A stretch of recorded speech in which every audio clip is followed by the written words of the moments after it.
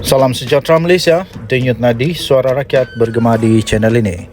Terima kasih kerana terus bersama dalam channel ini. Bagi anda yang baru bersama-sama dalam channel ini, jangan lupa tekan butang subscribe, like dan share.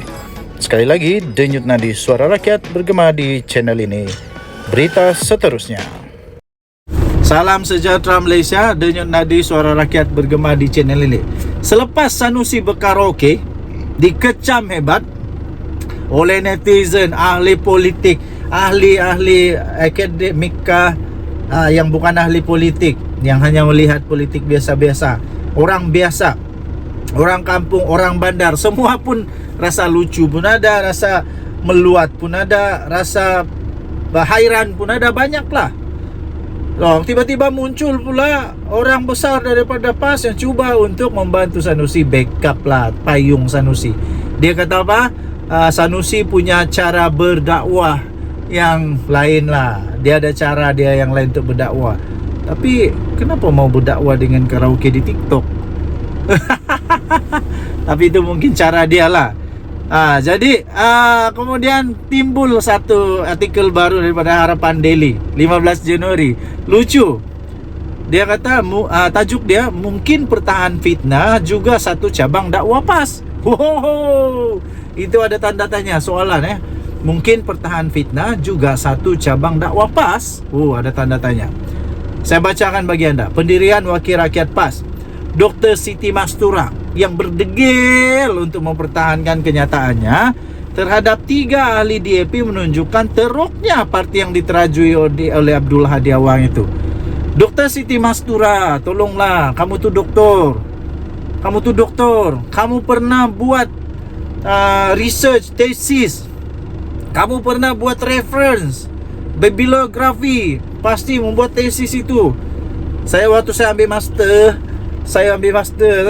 saya belajar tentang bagaimana buat tesis. Tesis tu perlu ada bibliografi, perlu ada nota kaki, dari mana engkau dapat. Jadi Dr. Siti Mastura ni, pangkat dia doktor. Dia tahu macam mana menilai credibility sumber itu. Dia tahu bagaimana untuk menilai tulisan itu. Yang dia ambil ini dari buku mana?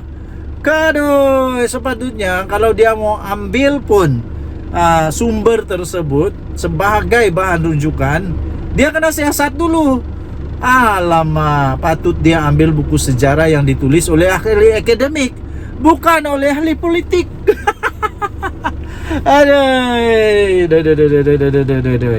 Jadi Dr. Siti Mastura masih berdegil untuk pertahankan kenyataannya yang sudah pun ketara. Salah satu yang paling ketara, yang saya pun tidak pastilah, Dr. Mastura ini terlalu entah apa. Ini memang bodoh lah kot. Dr. Siti Mastura bodoh ke apa, saya pun tak pasti. Itu Lim Kit Siang, Lim Guan Eng tiba-tiba jadi ada kaitan saudara dengan Lee Kuan Yew. Yang paling mabal lagi, dia kata bukan Lee Kuan Yew, tapi dia sebut Lim Kuan Yew. Waduh, dokter, takkanlah Lee boleh tukar jadi Lim. Aduh.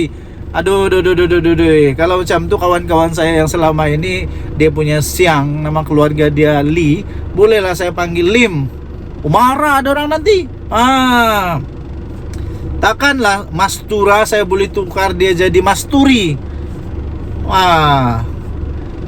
Jadi jika hobi Menteri Besar Kedah, kata tulisan ini, Datuk Seri Muhammad Sanusi Maknur berkaraoke secara dalam talian hingga awal pagi, yang itu dianggap oleh Dewan Ulama PAS Pusat di UPP sebagai pendekatan dakwah yang tersendiri.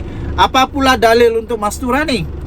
Menurut pemerhati politik yaitu Ahmad Mursi, Mastura bukan hanya fitnah tetapi mempertahankan fitnah. Mungkin PAS rasa halal sebab mangsanya non-muslim. Ada hadis Nabi SAW akan bela kafir mu'ahad yang dizalimi di akhirat kelak, katanya. Alasan Mastura bahawa fakta kononnya ahli veteran DAP itu, Lim Kit Siang, merupakan sepupu kepada pemimpin Parti Komunis Malaya PKM, Chin Peng, diperolehi daripada bahan kempen Barisan Nasional juga mengejutkan. Nah, itulah yang saya kata, dia ini doktor, dia tahu sepatutnya credibility sumber itu. Menurut yang Mastura yang juga adalah ahli parlimen kepala batas dilaporkan berkata, berdasarkan sumber itu ia sekaligus membuktikan Kee Siang dan anaknya pengerusi DAP yaitu Lim Guan Eng adalah sepupu kepada bekas Menteri Singapura Lee Kuan Yew. Jauhnya Lee Kuan Yew dan Lim Guan Eng lain, Siang dorang lain, mana boleh sepupu. Keyakinan Mastura itu mengundang kecaman orang ramai, memandangkan pemimpin muslimat PAS berkenaan memiliki ijazah doktor falsafah PhD dalam bidang pengurusan pembangunan Islam di University Sains Malaysia. Bagi Mustafa Muhammad Said pula, tak guna ada PhD jika perangai dan minda tidak melambangkan dirinya sebagai seorang Muslim, katanya. Kata beliau, Islam melarang keras seorang Muslim memfitnah sesiapapun, tidak kiralah apa bangsa dan agama mereka. Masakan seorang Muslim yang ada PhD tidak tahukah hukum hakam hal ini? Yang salah juga ialah majoriti rakyat di kawasan parlimen kepala batas yang telah memilihnya dulu. Mereka tak kenal mana satu kaca dan mana satu intan, tegas Mustafa lagi. Reaksi sama dilontarkan oleh Umi Iza Abdullah yang berkata yang paling memalukan seorang terdidik boleh percaya dan petik sumber yang tidak asas. Malah Mastura mendakwa ahli parlimen Seputi Teresa Kok juga kononnya sepupu kepada isteri Lim Guan Eng, Betty Chew. Satu Kok, satu Chew. Mana boleh sama? Terdahulu ketiga-tiga pemimpin kanan DAP itu mendakwa Mastura telah membuat kenyataan yang berunsur fitnah kerana mengaitkan mereka dengan Chin Peng serta Lee Kuan Yew yang tidak ada kena-mengena langsung pada 4 November lalu. Mastura mendakwa pemimpin-pemimpin DAP terbabit menyokong, mengamalkan dan menyebarkan ideologi serta falsafah komunis. Tiga ahli politik itu menegaskan bahawa dakwaan defendant tidak berasas dan palsu. Malah mereka menuntut ganti rugi secara secara instruksi untuk menghalangnya lagi daripada mengulangi dakwaan tersebut. Ini betul-betul memalukan orang-orang akademik Malaysia. Ini betul-betul memalukan orang-orang yang ada PhD. Takkanlah ada orang PhD yang macam begini. Buku untuk jadi rujukan, sumber ilmiah yang perlu ada rujukan itu perlulah yang berasas, yang sudah disahkan oleh ilmuwan dunia, sudah disahkan oleh sarjana-sarjana, orang-orang bijak, ahli akademik Malaysia mengesahkan, barulah boleh diambil itu sebagai fakta.